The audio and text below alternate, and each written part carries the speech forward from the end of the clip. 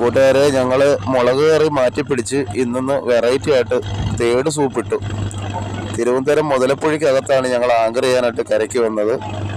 അങ്ങനെ അവിടുത്തെ പൊഴിക്കകത്ത് ചൂണ്ടയിട്ടപ്പോഴേക്കും 8 തേട് കിട്ടി. തേട് വെട്ടി സൂപ്പ് കറി വെച്ചു. കാരണം മുളക് കറി വെക്കേണ്ടെന്ന് എല്ലാവരും കൂടെ ഒരു അഭിപ്രായം പറഞ്ഞു. കാരണം എപ്പോഴും മുളക് കറിയുടെ വീഡിയോ ഇടുന്നുണ്ട്, എല്ലാവരും കമൻറ്റ് ഇട്ടു എരി കുറച്ചുകൂടെയും കറി ഒന്ന് മാറ്റി പിടിച്ചുകൂടെയെന്ന്. അങ്ങനെ എന്തായാലും ഇന്ന് അത് തീരുമാനിച്ച് മുളക് കറി മാറ്റാമെന്ന്. അങ്ങനെ സൂപ്പ് കറി വെച്ചു. ഒരു രക്ഷയുമില്ല. കാരണം പച്ച തേട് ഫ്രഷായിട്ട് തന്നെ വെട്ടിക്കണ്ടിച്ച് സൂപ്പ് വെച്ചതാണ്. കഴിച്ചു നോക്കിയിട്ട് ജോസേട്ടൻ ഉടനെ തന്നെ അടിപൊളിയെന്ന് പറഞ്ഞു. നല്ല കുരുമുളക് പൊടിയിട്ട് നല്ല അടിപൊളിയായിട്ട് സൂപ്പ് വെച്ച് കഴിച്ച് ശീലമുള്ളവർക്കറിയാം പച്ച തേട് സൂപ്പ് വെച്ചാലുള്ള രുചിയുടെ കാര്യം. എങ്ങനെയായാലും കറിക്ക് ഒരു രക്ഷയില്ല. നല്ല അന്യായ രുചി.